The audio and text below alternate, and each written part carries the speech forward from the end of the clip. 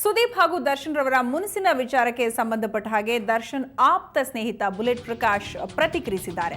ಈ ಇಬ್ಬರ ವೈಮನಸ್ಸು ಬೇಗ ಬಗೆಹರಿಯಲಿ ಅಂತ ಬುಲೆಟ್ ಅವರಿಬ್ಬರ ಮಧ್ಯೆ ಕೆಲವರಿದ್ದು ಅವರನ್ನ ದೂರ ಇಟ್ಟರೆ ಈ ಸಮಸ್ಯೆ ಬಗೆಹರಿಯುತ್ತೆ ಅಂತ ಬುಲೆಟ್ ಪ್ರಕಾಶ್ ಪ್ರತಿಕ್ರಿಯೆಯನ್ನ ನೀಡಿದ್ದಾರೆ.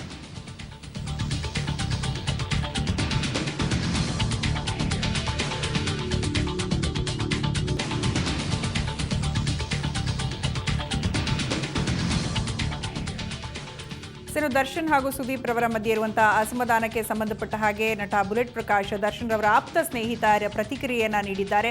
ಸುದೀಪ್ ದರ್ಶನ್ ಮಧ್ಯೆ ಏನಾಗಿದೆಯೋ ಅದ್ರ ಬಗ್ಗೆ ಗೊತ್ತಿಲ್ಲ, ಕೆಲವರನ್ನ ಅವರು ದೂರ ಇಟ್ಟರೆ ಎಲ್ಲವೂ ಸರಿ ಹೋಗುತ್ತೆ ಅನ್ನುವಂತಹ ಮಾತನ್ನ ಹೇಳಿದ್ರು. ಇನ್ನು ಈ ಬಗ್ಗೆ ಬುಲೆಟ್ ಪ್ರಕಾಶ್ ಈ ಒಂದು ಪ್ರತಿಕ್ರಿಯೆ ಸಂಬಂಧದಲ್ಲಿ ನಮ್ಮ ಪ್ರತಿನಿಧಿ ಗಣೇಶ್ ಹೆಗಡೆ ಅವರನ್ನ ಮಾತನಾಡಿಸಿದ್ದಾರೆ. ಅವರು ಏನು ಹೇಳಿದ್ದಾರೆ ನೋಡೋಣ ಬನ್ನಿ.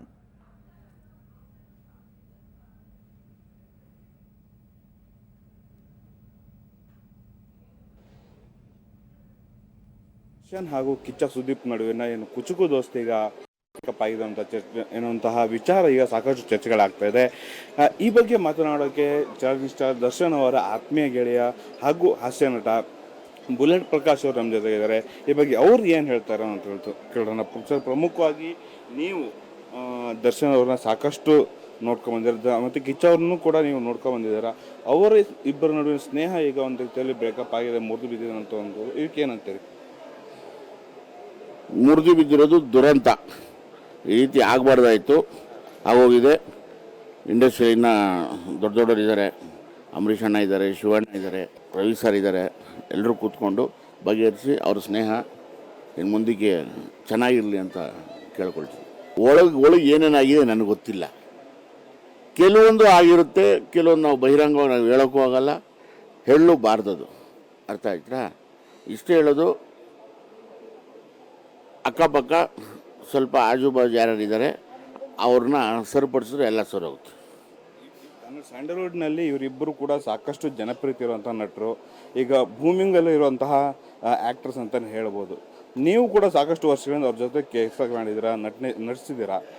ಈಗ ಹಿರಿಯರು ಯಾರಾದರೂ ಕೂಡ ಮಧ್ಯಪ್ರವೇಶ ಮಾಡಿದ್ರೆ ಅವ್ರ ಸ್ನೇಹ ಮುಂದುವರೋಕ್ಕೆ ಅವಕಾಶಗಳು ಆಗುತ್ತಾ ಅಂತ ಹೇಳ್ತೀರಾ? ಪ್ರವೇಶ ಮಾಡಲಿ ಅಂತೀನಿ. ಪ್ರವೇಶ ಮಾಡಿ ಅವರಿಬ್ಬರು ಸ್ನೇಹ ಇನ್ನೂ ಗಟ್ಟಿಮುಟ್ಟಾಗಿ ಬೆಳೀಲಿ. ಅವರಿಬ್ಬರು ಸ್ನೇಹ ಅಂತಲ್ಲ, ಕನ್ನಡ ಚಿತ್ರರಂಗನೇ ಒಂದಾಗಿ ಕೈ